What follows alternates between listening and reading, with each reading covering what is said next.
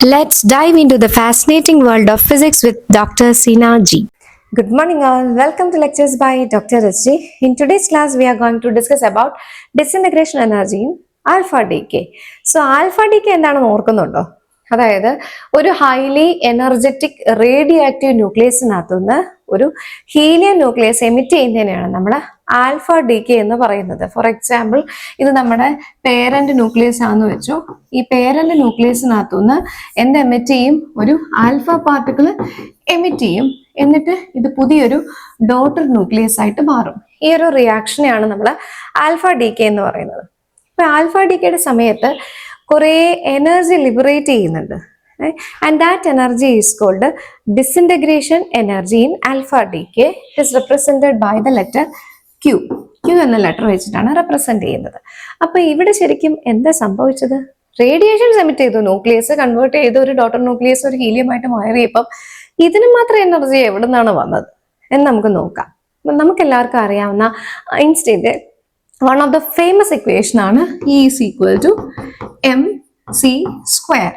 അതായത് m is the mass and c is the velocity of light. Its value is 3 into 10 raised to 8 meter per second. ഈ ഇക്വേഷനെ ഒരു ഭയങ്കര സംഭവമാണ്. ഈ ഇക്വേഷനെ മറികടക്കുന്ന ഒരു സാധനത്തെ ഇതുവരെ കണ്ടുപിടിച്ചിട്ടില്ല കേട്ടോ. ഒമ്പത് സംഭവമാണിത്. ഇതില് മാസ് എന്തായി മാറുകയാണ്? എനർജി ആയിട്ട് മാറുകയാണ്. അപ്പൊ ഇവിടെ എവിടെയാണ് ഈ മാസ് എനർജി ആയിട്ട് മാറിയത്? അപ്പൊ അതിന് വേണ്ടിയിട്ടേ നമുക്ക് എല്ലാവർക്കും ഫെമിലിയർ ആയിട്ടുള്ള ഒരു എക്സാമ്പിൾ ഞാൻ പറഞ്ഞുതരാം. അതായത് നമുക്കറിയാം, നമുക്ക് കിട്ടുന്ന എനർജി, ലൈറ്റ്, ഇതിൻ്റെയൊക്കെ സോഴ്സ് എന്ന് പറയുന്നത് സണ്ണാണ്. സണ്ണിലെ റിയാക്ഷൻ എന്ന് പറഞ്ഞാൽ ന്യൂക്ലിയർ ഫ്യൂഷൻ ആണ്. ഹൈഡ്രജൻ കമ്പൈൻ ചെയ്ത് ഹീലിയം ആയിട്ട് മാറുകയാണ്. അപ്പൊ ഹൈഡ്രജൻ കമ്പൈൻ ചെയ്ത് ഹീലിയം ആയിട്ട് മാറുമ്പോൾ ഇതിന് മാത്രം എനർജി, ലൈറ്റ് എവിടെ നിന്നാണ് കിട്ടുന്നത്? ശരിക്കും പറഞ്ഞാൽ അത് ദേ ഇക്വേഷൻ വെച്ചിട്ടാണ് കിട്ടുന്നത്. അതായത് ഫോർ എക്സാമ്പിൾ, ഞാനിപ്പോൾ നിങ്ങൾക്ക് ഇമാജിൻ ചെയ്യാൻ വേണ്ടിയിട്ട് ഞാൻ പറയുകയാണ് കേട്ടോ. ഒറിജിനലി നടക്കുന്ന അളവൊന്നുമല്ല, ഞാൻ ചുമ്മാ പറയുക. ഇപ്പൊ എൻ്റെ കയ്യിൽ ഒരു 5 യൂണിറ്റ് ഓഫ് മാസ് ഹൈഡ്രജൻ ഉണ്ടെന്ന് വെച്ചു. ഇപ്പുറത്തെ കയ്യിലും അത്രയും തന്നെയുണ്ട്. 5 വേണ്ട, 4 എടുക്കാം. ഓക്കെ, ഈ 5ഉം 4ഉം മാസ് തമ്മിൽ ഞാൻ ഇലക്ട്രോൺ തമ്മിൽ കമ്പൈൻ ചെയ്യുമ്പം എനിക്ക് എത്ര കിട്ടണം? 5 + 4 9 kg കിട്ടണം സ്വാഭാവികമായിട്ടും. പക്ഷേ ഈ കേസിൽ 5 + 4 9 കിട്ടത്തില്ല, പകരം 8 കിട്ടത്തുള്ളൂ. ഒരു ചെറിയൊരു വ്യത്യാസം അവിടെ വന്ന് ഇത് കമ്പൈൻ ചെയ്തപ്പോൾ കുറച്ച് മാസിനെ കാണുവാനില്ല. അപ്പൊ ആ മാസ് എവിടെ പോയി? ആ മാസ് അത് ഇവിടെ വരും, മാസ് ഡിഫക്റ്റ് ആയിട്ട്. അതായത് ഇവിടെ ആ 1 കയറി വരും. 1 × 3 × 10 raised to 8 the whole square. കണ്ടോ? അപ്പൊ അത്രയും joule of energy. 3 × 10 raised to 8ന്റെ സ്ക്വയർ എന്ത് വലിയ ക്വാണ്ടിറ്റിയാണ്. അപ്പൊ ഒരു ചെറിയൊരു 1ൽ നിന്നാണ് ഇത്രയും huge amount of energy liberate ചെയ്യുന്നത്. മനസ്സിലായോ? അതായത് ഇവർ തമ്മിൽ കമ്പൈൻ ചെയ്യുമ്പം കുറച്ച് എനർജി മിസ്സിങ് ആയിപ്പോയി. ആ മിസ്സിങ് ആയ എനർജിയാണ് ഇവിടെ, മിസ്സിങ് ആയ മാസ് ആണ് ഇവിടെ എന്തായിട്ട് കൺവേർട്ട് ചെയ്യുന്നത്? എനർജി ആയിട്ട് കൺവേർട്ട് ചെയ്യുന്നത്. അപ്പൊ അതേ കേസ് തന്നെയാണ് ഇവിടെ സംഭവിക്കുന്നത്. ഇവിടെ ശരിക്കും ഈ ഒരു ന്യൂക്ലിയസ് സ്പ്ലിറ്റ് ചെയ്യുക ചെയ്യുന്നത്. ഈ ന്യൂക്ലിയസിനകത്തുനിന്ന് ഹീലിയവും ഒരു പുതിയൊരു ന്യൂക്ലിയസ്, ഡോട്ടർ ന്യൂക്ലിയസും ഉണ്ടാകുമ്പോൾ അവിടെ ഒരു മാസ് ഡിഫക്റ്റ് വരും. കുറച്ച് മാസ് മിസ്സിങ് ആവും. ആ മിസ്സിങ് ആവുന്ന മാസ് എന്താവും? എനർജി ആയിട്ട് കൺവേർട്ട് ചെയ്യും according to this equation. And that energy is called disintegration energy. So disintegration energy represent ചെയ്യുന്ന ലെറ്റർ ക്യൂ എന്ന് റെപ്രസെന്റ് ചെയ്യുന്നത്. അപ്പൊ ഇത് മാസ് തമ്മിലുള്ള ഡിഫറൻസ് ആണ്, മനസ്സിലായല്ലോ. അപ്പൊ നമുക്ക് ഈ ഇക്വേഷനെ എങ്ങനെ റെപ്രസെന്റ് ചെയ്യാം? Mass of the parent, mass of the പേരന്റിൽ നിന്ന് ഇത്രയും മാസ് കുറയ്ക്കുമ്പോൾ എന്തോ ഒരു ചെറിയ വ്യത്യാസം വരും. Mass of daughter minus mass of alpha particle into c². കണ്ടോ? ഇതാണ് ഡിസിൻറ്റഗ്രേഷൻ എനർജിയുടെ ഇക്വേഷൻ. അപ്പൊ ഇവരുടെ മാസ് തമ്മിൽ കുറയ്ക്കുമ്പം കുറച്ച് മാസ് മിസ്സിങ് ആവും, മാസ് ഡിഫക്റ്റ് വരും. അതാണ് ഇവിടെ എനർജി ആയിട്ട് കൺവേർട്ട് ചെയ്യുന്നത്. ഓക്കെ, ശരി, എനർജി ആയിട്ടൊക്കെ കൺവേർട്ട് ചെയ്തു. ഈ കൺവേർട്ട് ചെയ്ത എനർജി എവിടെ പോയി? നമുക്കറിയാം, energy can either be created not destroyed, അല്ലെ?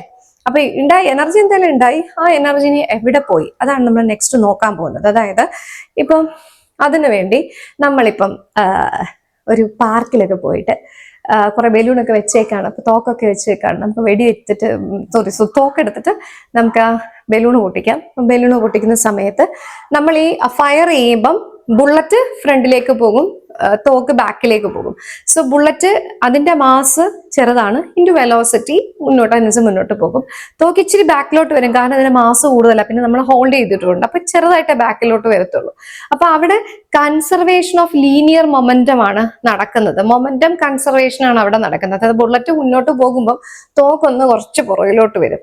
അപ്പൊ അതേപോലെ ഇവിടെ നമ്മുടെ പേരന്റ് ന്യൂക്ലിയസേ നമ്മുടെ ഹീലിയത്തിനെ ഇങ്ങനെ ഷൂട്ട് ചെയ്താ പുറത്തോട്ട് പോകുന്നത്. അപ്പൊ ഇതിങ്ങനെ പുറത്തോട്ട് പോകുമ്പോൾ ഈ ആൽഫ പാർട്ടിക്കിള് മുന്നോട്ട് പോവുകയും ഒപ്പം ആ പേരന്റ് ഡോട്ടർ ന്യൂക്ലിയസ് ബാക്കിലോട്ട് പോകും. റീകോയിലിംഗ് ന്യൂക്ലിയസ് എന്ന് പറയുന്നത് ബാക്കിലോട്ട് വരികയും ചെയ്യും. അതായത് അവിടെ മൂവ്മെന്റ് വന്നു. മുന്നോട്ട് പോകണമെങ്കിൽ എന്ത് വേണം? കൈനറ്റിക് എനർജി വേണം. മനസ്സിലായോ? അപ്പൊ ഇവിടുത്തെ ഈ ഡിസിന്റഗ്രേഷൻ എനർജി ഇവിടെ കൈനറ്റിക് എനർജി ഓഫ് ആൽഫ പാർട്ടിക്കിളും റീകോയിൽ ന്യൂക്ലിയസുമായിട്ടാണ് കൺവേർട്ട് ചെയ്യുന്നതെന്ന്. ഓക്കെ, എനർജി എങ്ങനെയല്ല ഉപയോഗിച്ചേ പറ്റത്തുള്ളൂ. സോ ഇനി നമ്മൾ നോക്കാൻ പോകുന്നത് ഇതിൽ ആർക്കായിരിക്കും കൂടുതൽ എനർജി കിട്ടുന്നത്? ആൽഫ പാർട്ടിക്കിളിനാണോ കൂടുതൽ എനർജി കിട്ടുന്നത്, അതോ നമ്മുടെ കൈനറ്റിക് എനർജി കിട്ടുന്നത്, അതോ നമ്മുടെ റീകോയിലിംഗ് ന്യൂക്ലിയസിനാണോ കൈനറ്റിക് എനർജി കിട്ടുന്നതെന്ന് നമുക്ക് നോക്കാം. നമുക്ക് സ്വാഭാവികമായിട്ടും നമ്മളിപ്പോൾ ചിന്തിക്കുമ്പോൾ ബുള്ളറ്റ് വലിയ സ്പീഡ് കൂടുതലല്ല, അപ്പൊ അതുപോലെ ആൽഫ പാർട്ടിക്കിളിനായിരിക്കും സ്പീഡ് കൂടുതൽ നമുക്ക് ചിന്തിക്കാം. പക്ഷെ നമ്മളൊരു ഫിസിസിസ്റ്റ് ആണ്, നമുക്കെല്ലാം ഇക്വേഷൻ വെച്ച് പ്രൂവ് ചെയ്യാൻ പറ്റത്തുള്ളൂ. അപ്പൊ നമുക്കത് എങ്ങനെയാണെന്നുള്ളതൊന്ന് നോക്കാം. We know that the disintegration energy Q can be written as Q is equal to mp minus md minus m alpha into c square. Okay, so this is equation number 1.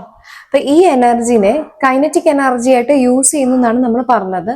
So according to conservation of energy, this Q can be equated to K alpha plus Kd, kinetic energy of alpha particle plus kinetic energy of daughter nucleus. അപ്പൊ ഇവിടെ നമുക്ക് kinetic energy equation നമുക്കറിയാം, half M V square അല്ലേ kinetic energy. അപ്പൊ ഇവിടെ നമുക്ക് ക്യൂവിനെ ഒന്നുകൂടെ എഴുതാൻ പറ്റും. Q is equal to half M alpha V alpha square plus half M D V D square. ഇനി ഇക്വേഷൻ നമ്പർ 2 എന്ന് കൊടുക്കാം. അപ്പൊ ഇവിടെ നിങ്ങൾ ഒരു ഇക്വേഷൻ പരീക്ഷയ്ക്ക് എഴുതുമ്പം ചുമ്മാ ഇക്വേഷൻ മാത്രം എഴുതി വെച്ചാൽ പോരാ, ആ ഓരോ ടേമും എന്താണെന്നുകൊണ്ട് എഴുതണം. അതായത് ഇവിടെ എഴുതുമ്പം Q is a disintegration energy, MP is a mass of the parent nucleus, MD is a mass of the daughter nucleus, M alpha is the mass of the alpha particle, C is the velocity of light, then V alpha is the velocity of alpha particle and VD is the velocity of the daughter nucleus. അതെല്ലാം എഴുതാൻ മറക്കരുത്. അപ്പൊ ഇത്ര ഞാൻ എഴുതി വെച്ചു. ഇനി നേരത്തെ പറഞ്ഞതുപോലെ നമ്മുടെ ബുള്ളറ്റ് ഫ്രണ്ടിലേക്ക് നീങ്ങുമ്പോൾ തോക്ക് ബാക്കിലേക്ക് റീകോയിൽ ചെയ്യുകയാണെന്ന് ഞാൻ പറഞ്ഞു. അപ്പോൾ ഇവിടെ നമ്മുടെ ആൽഫ പാർട്ടിക്കിൾ ഫ്രണ്ടിലേക്ക് മൂവ് ചെയ്യുമ്പം ബാക്കിലേക്ക് നമ്മുടെ ഡോട്ടർ ന്യൂക്ലിയസ് ഒന്ന് റീകോയിൽ ചെയ്യും. സോ അവിടെ കൺസർവേഷൻ ഓഫ് ലീനിയർ മൊമെന്റം ആണ് നടക്കുന്നത്. മൊമെന്റത്തിന്റെ ഇക്വേഷൻ നമുക്കറിയാം, P is equal to mv ആണെന്നുള്ളത്. അതായത് നമ്മുടെ ഈ കേസിൽ ആൽഫ പാർട്ടിക്കിളിന്റെ momentum of alpha particle should be equal to the momentum of the daughter nucleus. എന്നാലേ ഇവിടെ കൺസർവേഷൻ ഓഫ് മൊമെന്റം നടക്കത്തുള്ളൂ. അപ്പൊ ഇങ്ങനെ നമുക്ക് കിട്ടി. അപ്പൊ ഇതിനകത്തുനിന്ന് നമുക്ക് ഒരു കാര്യം ചെയ്യാം, നമുക്ക് ഇതിൽ നിന്ന് വി ഡി ഒന്ന് കണ്ടുപിടിച്ച് നോക്കാം. V D is equal to M alpha V alpha divided by M D എന്ന് കിട്ടും. ഇതിനെ നമുക്ക് ഇക്വേഷൻ നമ്പർ 3 എന്ന് കൊടുക്കാം. ഓക്കെ, എന്നിട്ട് നമുക്ക് ഈ കിട്ടിയ വി ഡിനെ ഇവിടെ ഒന്ന് സബ്സ്റ്റിറ്റ്യൂട്ട് ചെയ്ത് നോക്കാം. That is Q is equal to half m alpha v alpha square plus half m d into v d square ആണ് കൊടുക്കേണ്ടത് കേട്ടോ. So m alpha square v alpha square divided by m d square. Okay, m d കട്ടായി പോകും. So what I get is Q is equal to half m alpha v alpha square plus half m alpha square v alpha square divided by m d എന്ന് കിട്ടും. ഇനി ഇവിടെ നമുക്ക് M alpha V ആൽഫയും ഹാഫും ഒക്കെ common ആയിട്ട് എടുക്കാം. So that is Q is equal to half m alpha v alpha square പുറത്തെടുത്തു. So ഇവിടെ എന്ത് കിട്ടും? 1 കിട്ടും. 1 plus M alpha divided by M D എന്ന് കിട്ടും. ഇതിനെ നമുക്ക് ഇക്വേഷൻ നമ്പർ 4 എന്ന് കൊടുക്കാം. ഇനി നോക്കിക്കോ, ഞാനിവിടെ ഒരു കുട്ടി സബ്സ്റ്റിറ്റ്യൂഷൻ കൊടുക്കുകയാണ്. നമുക്കറിയാം മാസ് ഓഫ് ആൽഫ പാർട്ടിക്കിൾ എന്ന് പറയുന്നത് എന്താണ്? 4 ആണ്. ഇനി മാസ് ഓഫ് ഡോട്ടർ ന്യൂക്ലിയസ് എന്ന് പറയുന്നത് എയിൽ നിന്ന് 4 പോകുന്നതാണല്ലോ. സോ ഇവിടെ നമുക്ക് A-4 എന്ന് എടുക്കാം. ഇതെങ്ങനെ വന്നതെന്ന് മനസ്സിലായോ? അതായത് നമ്മുടെ പേരന്റ് ന്യൂക്ലിയസിന്റെ മാസ്, അറ്റോമിക് മാസ് നമ്പർ എന്ന് പറഞ്ഞത് A ആണ്. എയിൽ നിന്ന് ഒരു ഹീലിയം ന്യൂക്ലിയസ് പോകുമ്പോൾ A-4 ആണ്. അപ്പൊ ഇവിടെ മാസ് ഓഫ് ഡോട്ടർ ന്യൂക്ലിയസ് എന്ന് പറഞ്ഞാൽ A-4 വരും. അപ്പൊ ഞാൻ ഇവിടെ ഒന്ന് സബ്സ്റ്റിറ്റ്യൂട്ട് ചെയ്ത് കൊടുക്കുകയാണ്. M alpha by MD is equal to 4 divided by A-4 എന്ന് വന്നു. അപ്പൊ എനിക്ക് ഇവിടെ 1 പ്ലസ് ആ വേണ്ടത്. ഈ സബ്സ്റ്റിറ്റ്യൂഷൻ കൊടുക്കാൻ വേണ്ടി ഞാൻ ഇത് ചെയ്യുന്നത് കേട്ടോ. So 1 plus M alpha by MD is equal to 1 plus 4 divided by A-4 എന്ന് വരും. അതായത് നമുക്കൊന്ന് LCM എടുക്കാം. A-4 plus 4 divided by A-4 എന്ത് വരും? A ഡിവൈഡഡ് ബൈ A-4 എന്ന് വരും. A ഡിവൈഡഡ് ബൈ A-4 എന്ന് വരും. കണ്ടോ? അപ്പൊ അത് നമുക്ക് എവിടെ കൊണ്ട് സബ്സ്റ്റിറ്റ്യൂട്ട് ചെയ്ത് കൊടുക്കാം? ഈ ഇക്വേഷനകത്ത് ഇക്വേഷൻ നമ്പർ 4 കൊണ്ടുവന്ന് ഞാൻ സബ്സ്റ്റിറ്റ്യൂട്ട് ചെയ്ത് കൊടുക്കുകയാണ്. ഓക്കെ, അപ്പൊ ഇതെല്ലാം ഞാൻ റബ്ബ് ചെയ്യാണ്. നമുക്ക് വേണ്ടുന്ന കാര്യം മാത്രം ഞാൻ എഴുതുകയാണ് കേട്ടോ. That is 1 plus M alpha by MD is equal to A divided by A-4. Okay? ഇനി നോക്കിക്കോ, ഇവിടെ വേറൊരു സബ്സ്റ്റിറ്റ്യൂഷൻ വരുന്നുണ്ട്. ഇത് half M alpha V alpha square എന്ന് പറയുന്നത് kinetic energy of alpha particle ആണ്. M alpha V alpha square എന്ന് പറയുന്നത് kinetic energy of alpha particle ആണ്. അപ്പൊ ഈ രണ്ട് സബ്സ്റ്റിറ്റ്യൂഷൻ ഞാൻ ഇക്വേഷനിൽ കൊടുക്കുകയാണ്. So what I get is Q is equal to K alpha into A divided by A-4 എന്ന് വരും. അപ്പൊ ഇക്വേഷൻ ഞാൻ 5 എന്ന് കൊടുക്കുകയാണെ. ഇതിനൊന്ന് റീഅറേഞ്ച് ചെയ്യാണ്. K alpha is equal to Q into A-4 by A എന്ന് വരും. ഓക്കെ, അപ്പൊ ഇതാണ് നമുക്ക് കിട്ടി വന്നേക്കുന്ന ഇക്വേഷൻ. ഈ ഇക്വേഷനകത്ത് നിങ്ങൾ ഇനി നോക്കിക്കോ, ഇവിടെ ഈ ആൽഫ എമിഷൻ നടക്കുന്നത് സാധാരണ ഹയർ അറ്റോമിക് മാസ് ഉള്ള ന്യൂക്ലിയസിനാണ് ആൽഫ പാർട്ടിക്കിൾ എമിഷൻ നടക്കുന്നത്. അതായത് A വളരെ കൂടുതലായിരിക്കും. അപ്പം നമുക്ക് ഫിസിക്സുകാർക്ക് ഒരു കാര്യമുണ്ട്, അസ്യൂം ചെയ്യുക, ചെറിയ കാര്യങ്ങളൊക്കെ ഒന്ന് ചെറുതായിട്ട് നെഗ്ലക്ട് ചെയ്ത് കളയുക എന്നുള്ളൊരു കാര്യം നമ്മൾ ഫിസിക്സുകാർ ചെയ്യാറുള്ളതാണ്. അപ്പൊ ഇവിടെ കമ്പയർഡ് ടു 4A എന്ന് പറയുന്നത് കുറച്ച് വലുതാണ് അല്ലെ? ആലിനെ വെച്ച് നോക്കുമ്പോൾ 200 ഒരു കുറച്ച് കൂടുതലാക്കി എടുക്കാം. 200 മേലുള്ളവർക്ക് ആൽഫ എമിഷൻ ഒക്കെ നടക്കണേ.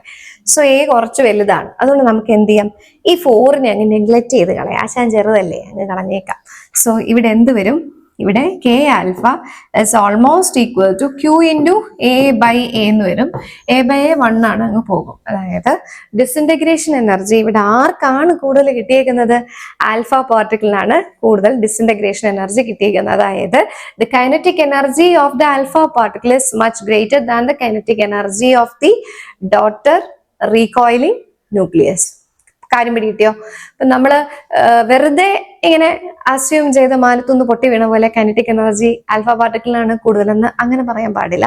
നമ്മളിങ്ങനെ ഇക്വേഷൻ വെച്ച് ഡിറൈവ് ചെയ്ത് വേണം പറയാനായിട്ട്, എളുപ്പമല്ലേ ചെയ്യാനായിട്ട്. Okay, so in this lecture we discuss about the disintegration energy of alpha decay and how this energy is utilized in an alpha decay, and we conclude that the kinetic energy of alpha particle is much greater than the kinetic energy of the recoiling nucleus.